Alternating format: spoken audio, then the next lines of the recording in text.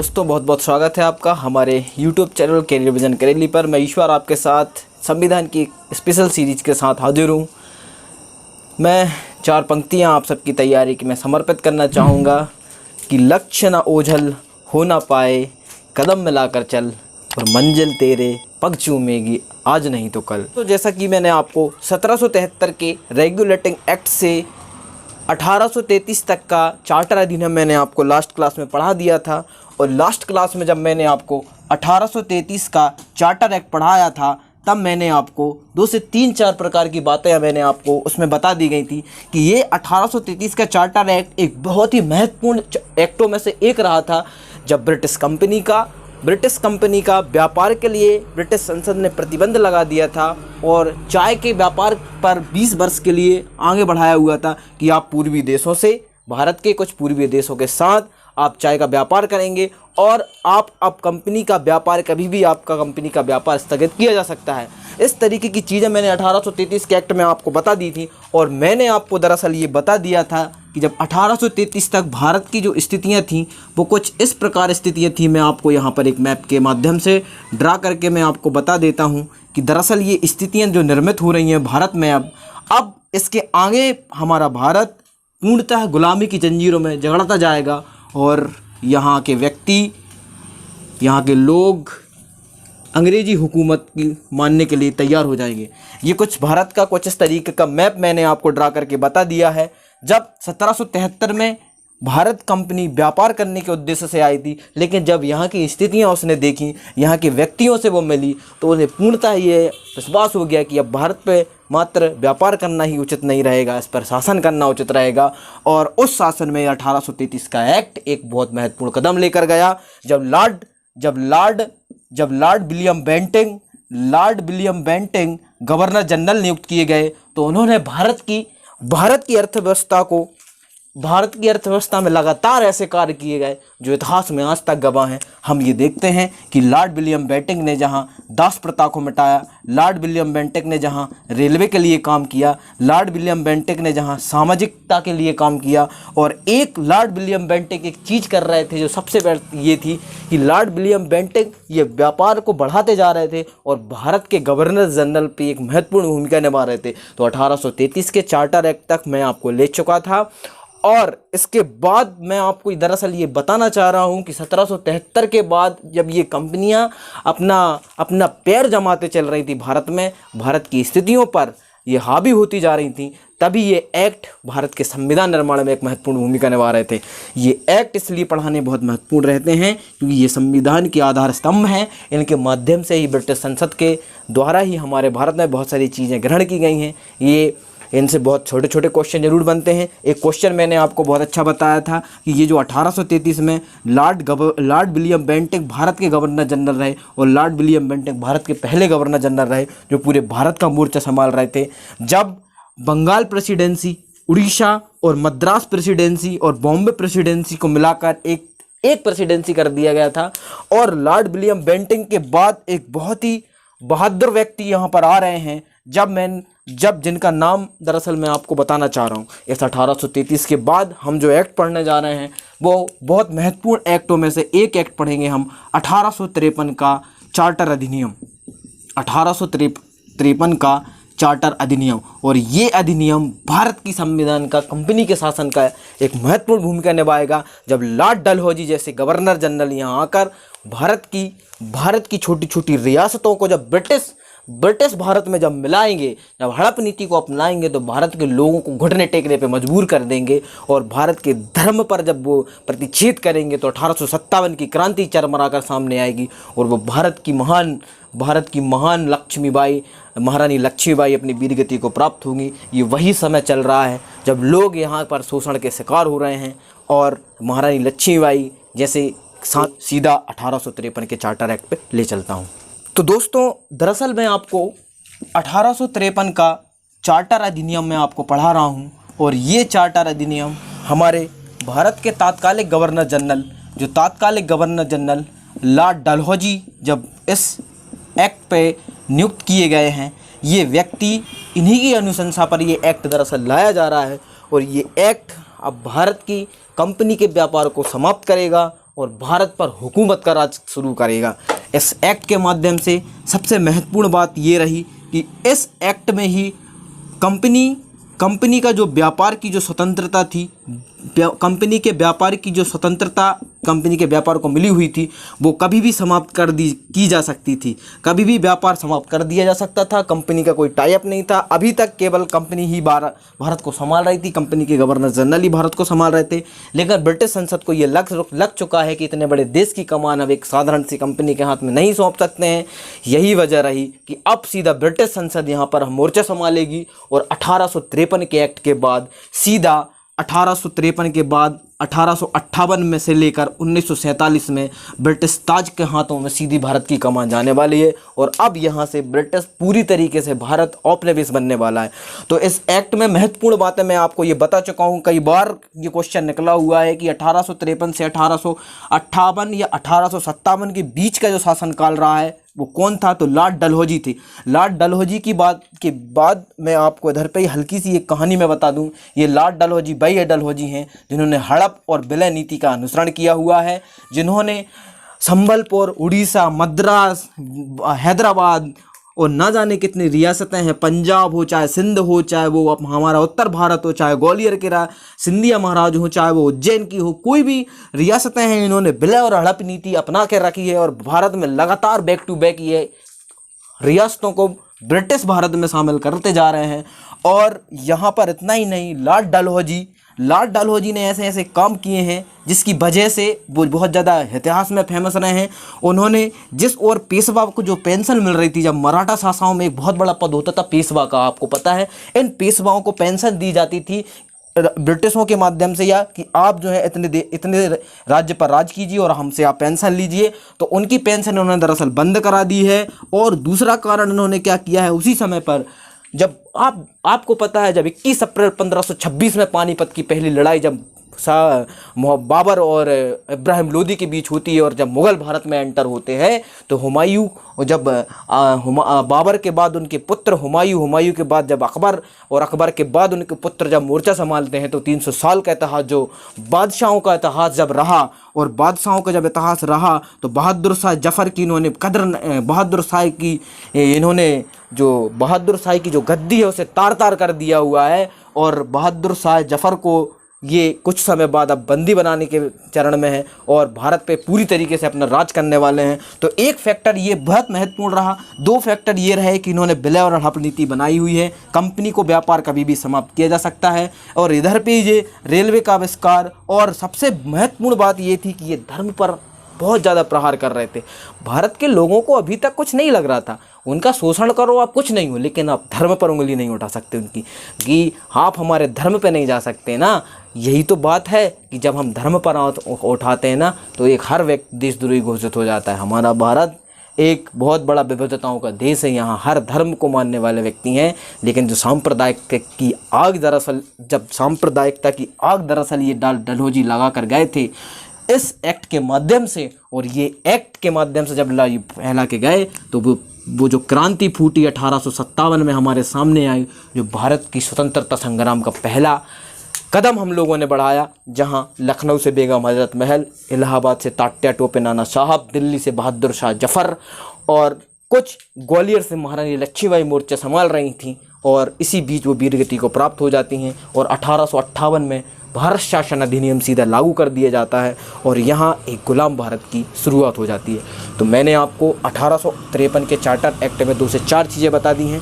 2-4 चीज़ें मैं और यहाँ पे आपको बताना चाहूँगा। एक मैं ये बताना चाहूँगा कि अब ये जो ब्रिटिश जो गवर्नर जनरल का पद होता था, वो सीधा सिविल सेवा की परीक्षा के माध्यम से आयोजित किया जाने लगा और इसमें भारत के ही कुछ प्रतिनिधि यहाँ जा रहे हैं। और आपको याद होगा कि यहाँ सत्येंद्रनाथ टैगोर जब भारत के सबसे पहले IAS अधिकारी लंदन में बनकर आ रहे हैं, और वो भारत के पहले IAS अधिकारी जो पास करके यहाँ आ रहे हैं, वो भारत के IAS अधिकारी बनते हैं। लेकिन दुर्भाग्यवश उन्हें भारत में नियुक्त नहीं किया जाता है और वो अपना कहीं और इस्तीफा दे देते हैं।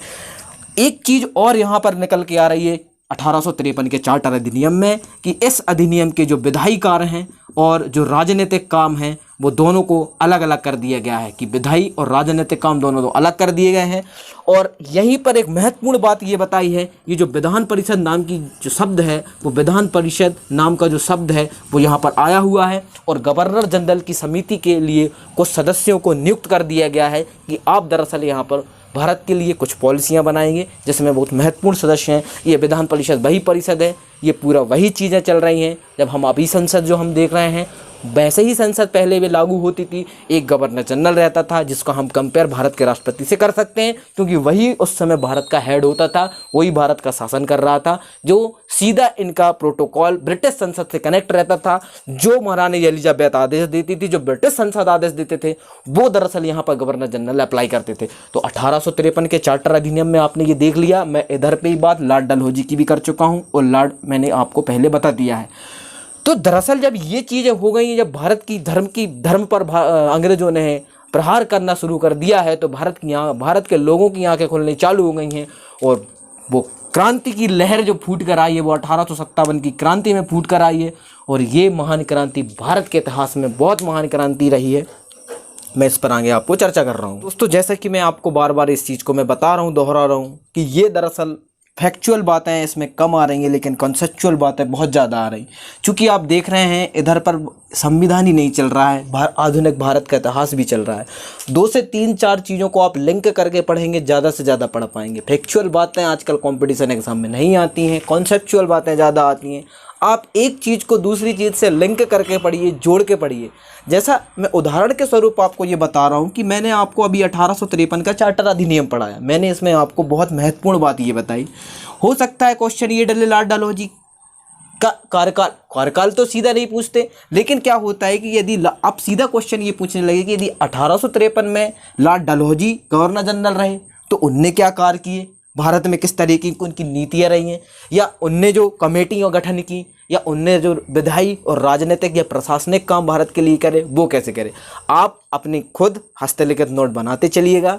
यदि आपको मेरे हस्तलिखित नोट चाहिए है तो मैं वीडियो के डिस्क्रिप्शन से हमारे आदि सर का या हमारी संस्था का व्हाट्सअप नंबर मैं उपलब्ध करा दूंगा। आप उस पर सेंड मी के नाम से मैसेज कर दीजिएगा। सो इच्छा हो आपकी तो मैं आपको अपने हस्तलिखित नोट आपको डेली भेज दूंगा। लेकिन आप दरअसल अपनी तैयारी करेंगे, अपने हाथ से नोट्स बनाएंगे, तो आपको रिवीजन करने में अच्छा लगेगा, ज़्यादा से ज़्यादा चीज़ें आपको समझ में आएंगी। जो व्यक्ति हमारा आज का पार्ट देख रहा है, या जो पुराने विद्यार्थी हमारे आज का पार्ट देख रहे हैं, वो शुरू से हमारे एक पार्ट 1773 के रेगुलेटिंग एक्ट से देखें और आज के पार्ट से जुड़ जाएं, तो ज़्यादा से ज़्यादा चीज़ें, फैक्चुअल चीज़ें, कॉन्सेप्चुअल चीज़ें मैं आपको समझाते चल रहा हूँ।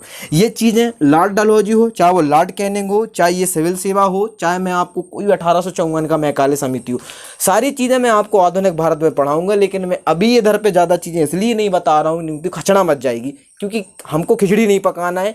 सीधा सीधा मैं आपको केवल जो पॉइंट इधर पे मैंने लिखा हुआ है, भारत की राज्य व्यवस्था का इतिहास, तो मैं केवल आपको कंपनी के माध्यम से या गवर्नर जनरल ने जो कार्य किए भारत में, मैं उनको समझा रहा हूँ। यदि आपको, मैं इसके बाद एक विशेष सीरीज भी चालू करूँगा, तो आप उनसे भी फोकस करते जाइएगा। दरअसल मैं आपको कंसेप्चुअल क्वेश्चन समझाने का कोशिश कर रहा हूँ। आप रटंत विद्या कभी तक नहीं करेंगे। यदि चीज़ों को आपने समझ ली, एक से दूसरी को लिंक जोड़ लिया, तो मैं यकीन के साथ कह रहा हूँ, दावे के साथ कह रहा हूँ कि आप बेस्ट से बेस्ट, कठिन से कठिन क्वेश्चन तक को आसानी से सॉल्व करते जाएंगे। बस शर्त ये है कि एक चीज़ को दूसरी चीज़ से कनेक्ट करिए। मैं उदाहरण के स्वरूप आपको कई चीज़ें बता चुका हूँ कि लॉर्ड डलहौजी का शासनकाल ये रहा, 1853 के चार्टर अधिनियम में वो आए, और ये 1853 का चार्टर अधिनियम 1833 अधिनियम के बाद लाया गया। इसमें भारत में कंपनी के व्यापार को कभी भी समाप्त किया जा सकता था, या ये जो लॉर्ड डलहौजी थे, इन्होंने हड़प और विलय नीति की अपनाई है। ये क्वेश्चन तो कई बार पूछा जा चुका है कि लॉर्ड डलहौजी भारत के वो कौन से गवर्नर जनरल थे जिन्होंने विलय और हड़प नीति का अनुसरण कर बहुत सी रियासतों को मिला है, तो लॉर्ड डलहौजी थे। ये क्वेश्चन ओल्ड हो चुका है, अब ये फैशन से निकल चुका है। अब इधर से क्वेश्चन कंसेप्चुअल गिरेंगे, डेफिनेटली गिरेंगे। तो उसके लिए आपको थोड़ी गहराई से अध्ययन करना पड़ेगा, और उसके लिए आपको खुद थोड़ा सा कंटेंट ढूंढना पड़ेगा। इन वर्ड को आपको जमाना पड़ेगा, अपनी कॉपी में हस्तलिखित नोट्स बनाने पड़ेंगे, मेरे साथ रेगुलर हर वीडियो पे अपडेट रहना पड़ेगा। यदि आप ऐसा कर रहे हैं कि एक को स्किप करके दूसरा देख रहे हैं, तो बिल्कुल समझ में नहीं आएगा। आप बेहतरीन, यदि आपको समझ में नहीं आ रहा है कंटेंट, आप बेहतरीन पहले वीडियो से 1773 की वीडियो से प्ले करें, डेली उसको रीड करें, डाउनलोड करके रीड करें, जैसे भी आपको करना है वैसे करें, लेकिन अपने हाथ से लिखित नोट्स बनाते चलें। यदि मेरे हाथ से लिखित आपको नोट चाहिए तो आप आदि सर को मैसेज करें या हमारी संस्था में मैसेज करें, मैं आपको उनको उपलब्ध कराते चलूँगा। तो मैं कल से आपको जो ओल्ड क्वेश्चन आए हैं मैं उनकी भी सीरीज लेके आऊँगा। मैं इधर पे भी हमारे टेक्निकली गुरु जब मैं बताते चलूँगा तो मैं एक स्लाइड इधर पे लगा देंगे, जो भी क्वेश्चन इधर से निकला हुआ है मैं स्लाइड लगवा दूंगा और पूरी दावे और पूरे सबूतों के साथ मैं आपको ये बताता भी चलूँगा कि देखो ये क्वेश्चन इधर से लिंक हुआ है और इस तरीके क्या है। चूँकि अब ट्रेंड बदल रहा है परीक्षाओं का, रटंत विद्या बिल्कुल काम में नहीं आएगी, केवल काम आएगा जो कॉन्सेप्ट मैं आपको समझा रहा हूँ। क्योंकि एक चीज़ ही रट लेना या यही रट लेना कि लॉर्ड डलहौजी का शासनकाल कहाँ था, बिल्कुल गलत है। हर क्वेश्चन का ट्रेंड बदल रहा है और संघ लोक सेवा आयोग का ट्रेंड तो बिल्कुल भी रटंत विद्या वाला नहीं है। वो कहाँ से कैसा क्वेश्चन पूछ लें हमें खुद पता नहीं रहता है। वो केवल और केवल जब हम इन चीज़ों को जोड़ के पढ़ेंगे तभी सॉल्व कर पाएंगे। तो आप ज़्यादा से ज़्यादा इस चीज़ का विशेष ध्यान रखें और किसी भी प्रकार का इधर पे कोई फैक्चुअल बात में कोई गलती आ रही है या मेरे पढ़ाने में कोई गलती आ रही है तो कमेंट करके आप बता सकते हैं, हमारे सुझाव प्रेषित कर सकते हैं, हमारे व्हाट्सअप नंबर पे आप अपना सुझाव भेज सकते हैं, हमारे कमेंट बॉक्स में आप लिख सकते हैं। यदि आपको और विशेष पढ़ना है, इनके अंदर पढ़ना है तो आप वो भी बात कर रहे हैं। तो ये चीज़ मैं एसएससी मैं आपको संघ लोक सेवा आयोग यूपीएससी लेवल तक मैं आपको लेके चल रहा हूँ। मेरा उद्देश्य केवल एक परीक्षा को समेटना नहीं है। हम दरअसल तैयार करेंगे तो सारक तैयार करेंगे। हम नदी में गोता लगाने वाले व्यक्ति नहीं, हम समुद्र में गोता लगाने वाले व्यक्ति हैं कि डूब के पढ़ रहे हैं।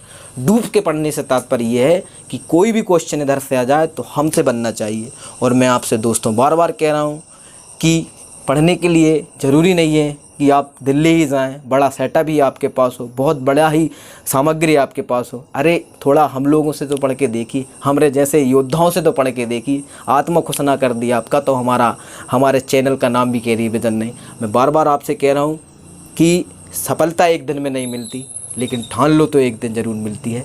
ये 1853 का चार्टर अधिनियम मैंने 2 से 4 चीज़ें आपको बताची हैं। यहाँ पर इन्होंने इतना उत्पात मचा के रहा है डलहौजी ने, हड़प विलय नीति से कर लिया है।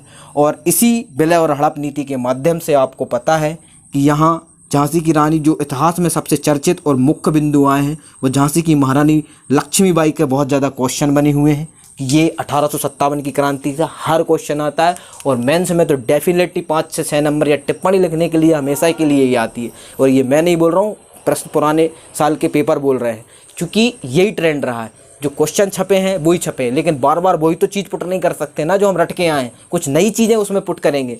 इसका तात्कालिक कारण हमें पता था कि 1857 की तात्कालिक कारण ये था कि मंगल पांडे नामक एक सैनिक ने जब चर्बी वाले कारतूस से भरने से मुंह से कतरने से इनकार कर दिया तो उसको फांसी की सज़ा सुना दी गई। और ये तात्कालिक कारण नहीं था। तात्कालिक कारण ये था कि ये जो भारत की धार्मिक हस्तक्षेप का शोषण हो रहा था दास, और ये धर्म का प्रचार प्रसार जबरदस्ती ईसाई धर्म का पालन करवा रहे थे, वो दरअसल भारत की स्वतंत्रता का ये काम था। तो 1853 के चार्टर एक्ट में मैंने आपको 2 से 4 चीज़ें बताती हैं। एक चीज़ और मैं बता दे रहा हूँ कि 1854 में दरअसल एक लॉर्ड मैकाले समिति की स्थापना हो रही है जो शिक्षा के प्रसार के लिए बहुत अच्छा काम करेगी। और यहाँ के जो थोड़े से आपके पास जीएस की एक न एक बुक होगी, मैं डेफिनेटली कह रहा हूँ। तैयारी यदि आप कर रहे हैं, कोई भी बुक हो, बुक कोई ख़राब नहीं होती। बस खराब हम लोग होते हैं जो ये कह देते हैं अरे हाँ इससे पढ़ेंगे, इससे क्या पढ़ेंगे। भाई थोड़ा पढ़ के तो देखो, समझ के तो देखो, चीज़ों को जोड़ के तो देखो, अपने आप चीज़ें समझ में आएंगी। तो मैं आपसे बार बार ये कह रहा हूँ कि आप दोबारा फिर से हमारी पहली प्लेलिस्ट से जाएं, 1773 के एक्टों पे बार बार जाएं, उन्हें देखें, समझें, ज़्यादा से ज़्यादा लोगों को शेयर करेंगे। दिन में 2 से 5 व्यक्तियों को दिया आपने शेयर कर दिया तो डेफिनेटली आपको कंटेंट याद हो जाएगा, क्योंकि आपके मन मस्तिष्क में ये सीमाएं बन जाएंगी। मेरी आवाज़ आपको दिमाग में बैठ जाएगी कि दरअसल मैं इधर पे जो पढ़ा रहा हूँ 5 लोगों को मैं भेज रहा हूँ। तो इससे मैं आपको ये चीज़ बता दूँ कि ज्ञान जितना आप बांटेंगे आप उतना ही ज्ञान पाएंगे। और एक्सरसाइज, अभ्यास ही बहुत बड़ी चीज़ है। हिंदी साहित्य के बहुत महान कवि तुलसीदास जी ने भी बोला है कि करत करत अभ्यास के जड़ में तो होत सुजान और रसरी यावत जात है शिल्पा परत निशान। इन्हीं सब बाणी के साथ मैं आपको फिर पुनः अगले एक्ट में मिलूँगा। आपका बहुत बहुत धन्यवाद। जय हिंद, जय भारत। इस वीडियो को लाइक करें, हमारे चैनल को सब्सक्राइब कर बेल आइकन जरूर प्रेस करें। हमारी न्यू वीडियो